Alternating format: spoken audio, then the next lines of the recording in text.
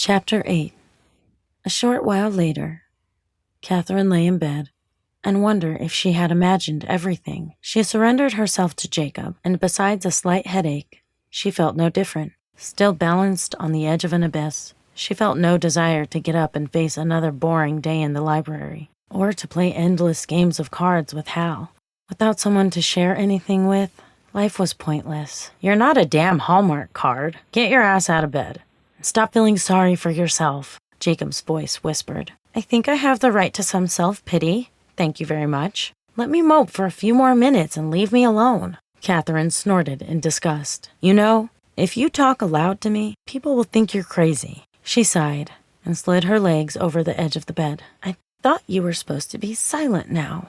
"We won't be able to talk much longer. I wanted to say I'm sorry for your loss. You kept those memories hidden earlier, so I had no idea. Things will get better." Kathryn wiped her eyes. "They have to get better, since they can't get any worse.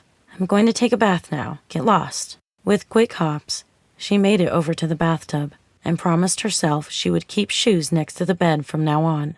A rug or something on the ice-cold stone floor would do wonders to improve her mood in the morning. The sound of light scratching at the door made her groan with annoyance. "Just a few minutes!" Eerily, it reminded her of life before the accident, always interrupted when she was in the bathroom, with someone standing right outside the door. It made it hard not to feel rushed. Giving up on a bath, she pulled on some clothes, unlocked the door, and revealed Hal leaning against the door jamb.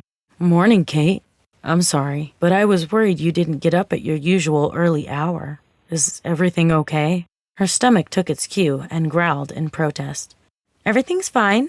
She just had a guy in her head, and they had to join the Knighthood to save the children. "I'm starving, so let's go eat, and I'll tell you about the 2 sights I had." "So you saw us as knights?" Hal's low voice didn't carry beyond their table. "Yeah, the first sight showed demons on Earth, and the second showed us as knights." Kathryn fiddled with her empty fruit bowl, unsure if she'd convinced him or not. She couldn't tell him about Jacob. Claiming to see the future was one thing. Hearing voices was something else entirely. She almost laughed aloud.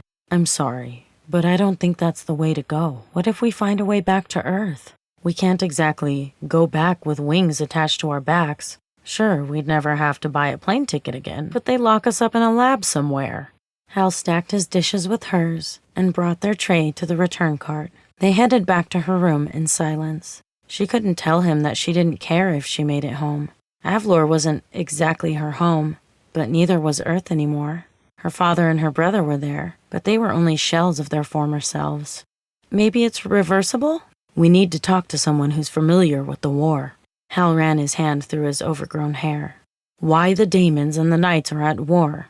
What's at stake? We're basing all of our ideas around a situation we know nothing about. I'm not going to alter myself unless I know that's the only option." Kathryn's door stood ajar, and she smiled at Alina's hunched form over the tub. "Hi, Alina. We were hoping you could answer a few questions for us about Avlor." She closed the door behind them. "Good morning, Lady Kathryn. Hal, ask away." "Why are the Daemons and Knights at war? Why are they fighting?"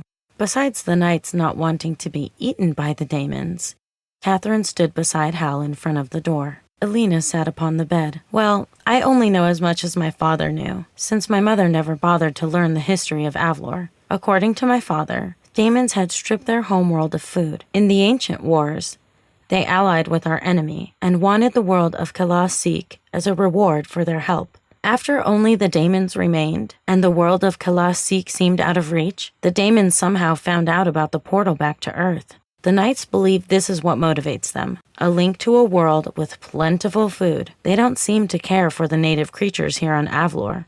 Maybe the magic gives them a bad flavor?" They stared at her in shock. "Portal back to Earth? You mean there's a known way back home, and nobody ever thought to mention it to us?" Hal's angry voice echoed into the room. Kathryn stood with a puzzled look.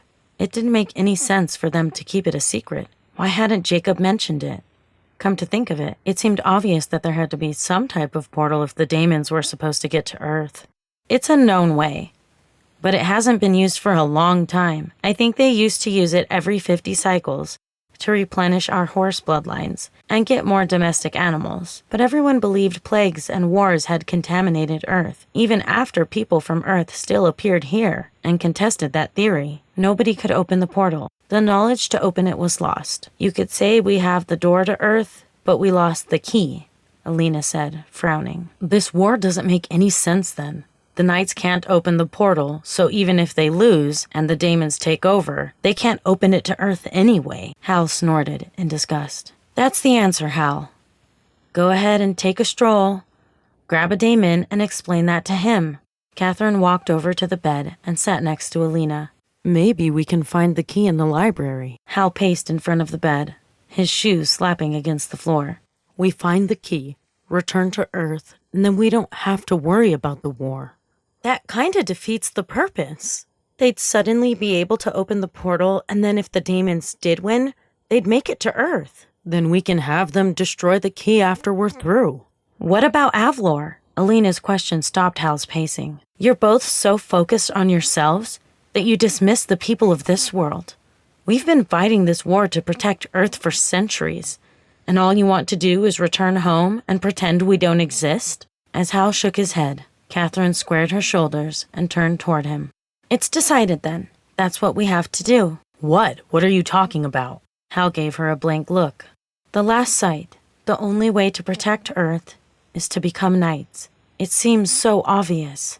Obvious? There has to be another way. Kathryn sighed and gave him a patient look. The final sight showed us as knights. That has to be the way to protect Earth. Why would I have sights about Earth and the destruction, and then have a sight about us peacefully watching a sunset here on Avlor as knights? I don't know what the sights are, divine guidance or what, but it seems like we have to become knights. Maybe that's the only way we can discover how to unlock the portal and return home, saving Avlor in the process. Hal still seemed unconvinced. We should become knights, grow some wings, wear some armor, and kill daemons?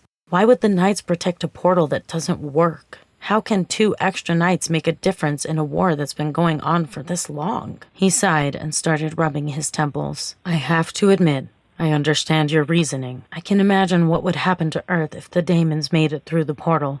My son, I'd kill every daemon on this world to protect him. I'd do the same for my family. So you agree that I should ask Lord Alextor for permission for us to join the Knighthood? Kathryn asked. Doesn't seem like we have a better option.